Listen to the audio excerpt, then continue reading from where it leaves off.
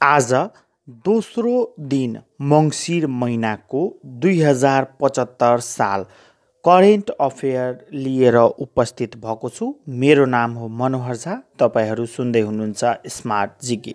आजको सबैभन्दा ठुलो न्युज हेर्नुभयो भने भारतको बनारस स्थित सम्पूर्णानन्द विश्वविद्यालयमा सबैभन्दा बढी अङ्क ल्याएर नेपालका लेखनाथ पौडेलले 7 स्वर्ण र 1 रजत पदक हात पारेका छन्। आफू अध्ययनरत विषयसँगै विश्वविद्यालयमा सबैभन्दा बढी अङ्क ल्याउने एकजनाले 7 स्वर्ण र 1 रजत पाउने प्रावधान अनुरूप उनले यो उपलब्धि हासिल गरेका हुन्। 4 वर्ष अघि 3 विद्यार्थीले ल्याएको उत्कृष्ट नम्बर 751 थियो भने उनले 825 अङ्क ल्याएका हुन्। दर्शन विषयमा आचार्य गरेका उनले 100.9वटा विषयमा परीक्षा दिएका थिए।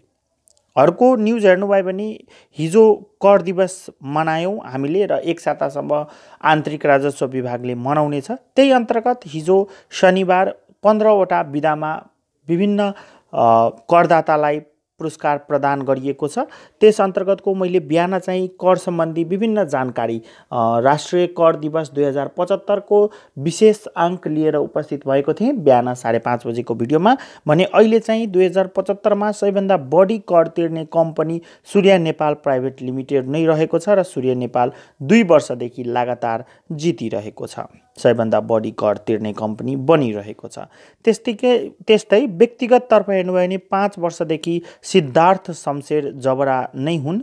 5 वर्षदेखि उहाँले नै व्यक्तिगत तर्फ आयकर तिर्दै आउनुभएको छ। त्यस्तै अन्य सबैभन्दा बढी निर्यातकर्ता हेर्नुभयो भने कर तिर्नमा डाबर नेपाल रहेको छ भने उद्योगतर्फ हिमाल पावर लिमिटेडले सबैभन्दा बढी कर तिरेको छ।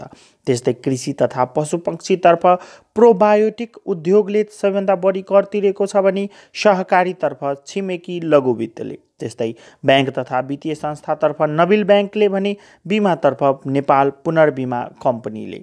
त्यस्तै स्वास्थ्य शिक्षातर्फ नोबेल मेडिकल कलेजले तिरेको छ भने यो नेपाल पुनर्बिमा कम्पनी कन्फ्युज हुनुभएको छ भने रिइन्स्योरेन्स भनिन्छ। यो सरकारी तवरबाट भएको एउटा नेपालको एउटा मात्रै रिइन्स्योरेन्स हो। जसरी तपाईँले कुनै इन्स्योरेन्स कम्पनीमा इन्स्योरेन्स गराउँदै हुनुहुन्छ भने त्यो इन्स्योरेन्स गरिसकेपछि उक्त इन्स्योरेन्स कम्पनीले कुनै अर्को ठाउँमा फेरि इन्स्योरेन्स गर्छ हो, त्यस्तै यो के हो त रिइन्स्योरेन्स कम्पनी हो नेपाल पुनर्बिमा कम्पनी।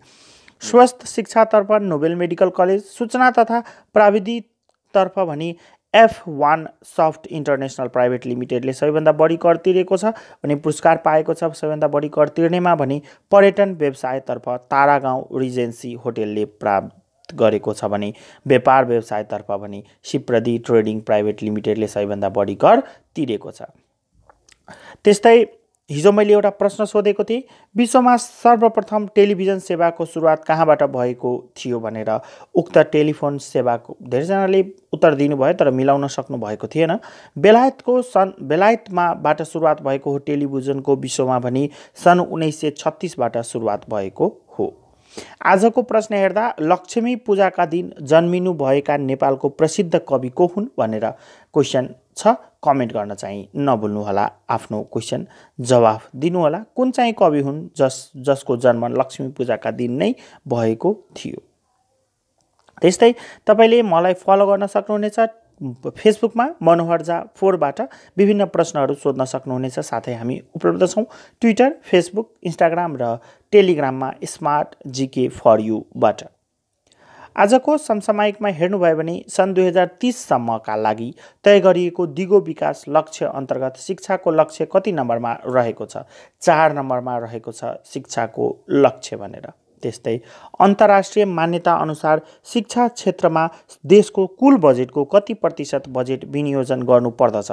देशको कुल बजेटको 20% बजेट शिक्षामा लगानी गर्नुपर्ने अन्तर्राष्ट्रिय मान्यता रहेको छ।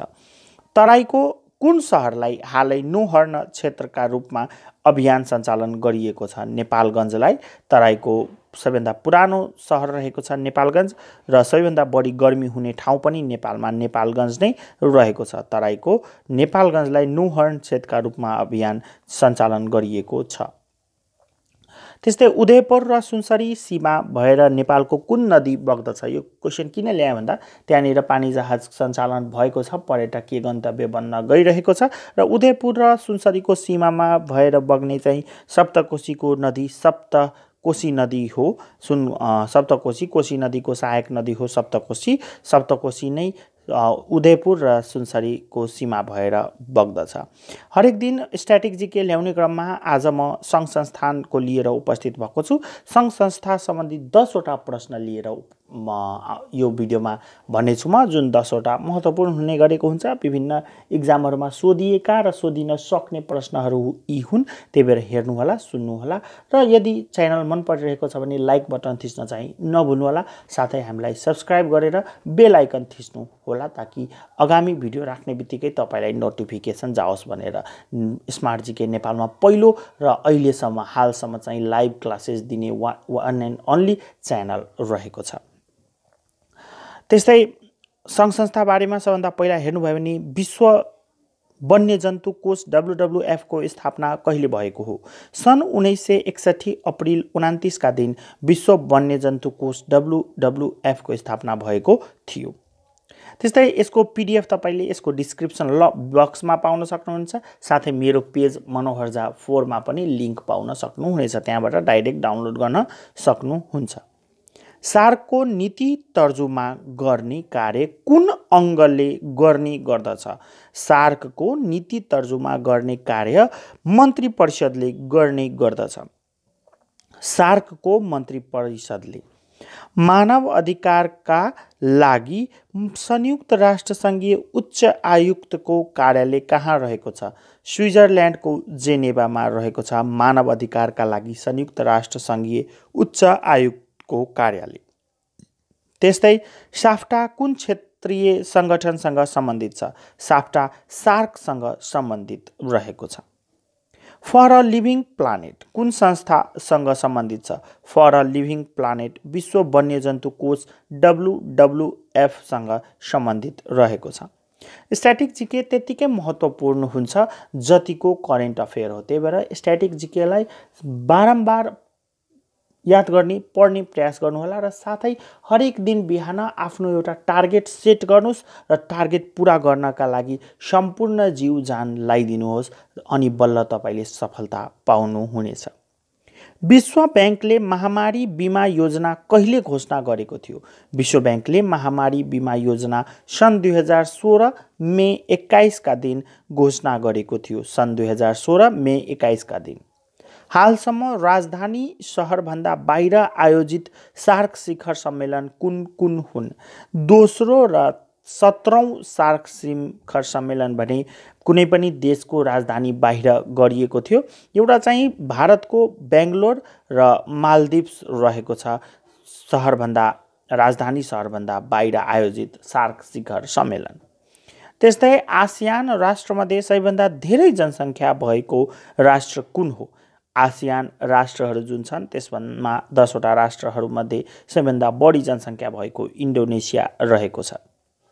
त्यस्तै आसियान राष्ट्रमध्ये सबैभन्दा कम जनसङ्ख्या भएको राष्ट्र कुन हो? आसियान राष्ट्रमध्ये सबैभन्दा कम जनसङ्ख्या भएको राष्ट्र ब्रुनाई रहेको छ। त्यस्तै युरो मुद्रालाई कहिलेदेखि प्रचलनमा ल्याइएको थियो? युरो मुद्रा प्रचलनमा आउनुभन्दा पहिला युरोपियन युनियनमा हाल रहेका देशहरूको विभिन्न मुद्राहरू प्रचलनमा रहेका थिए। सबैलाई तोडेर एक रूप गरी एउटा मात्र मुद्रा चाहिँ सन् 2002 जनवरी 1 बाट युरो मुद्रा सञ्चालनमा आएको थियो। सङ्घ संस्था सम्बन्धी जानकारी यो स्ट्याटिक जानकारी रहेको छ र स्ट्याटिक जानकारी सँगसँगै तपाईँहरू एउटा कुरा के याद राख्नुहोस् भने अहिले रहेका भ्याकेन्सी खुलेका चाहिँ नेपाल ब्याङ्क लिमिटेडको मङ्सिर 8 गतेसम्म भर्न सक्नुहुनेछ। साथै तपाईँले नेपाल राष्ट्र ब्याङ्कको भने 19 गतेसम्म फर्म भर्न सक्नुहुनेछ। दुवैको फर्म अनलाइन नै रहेको छ।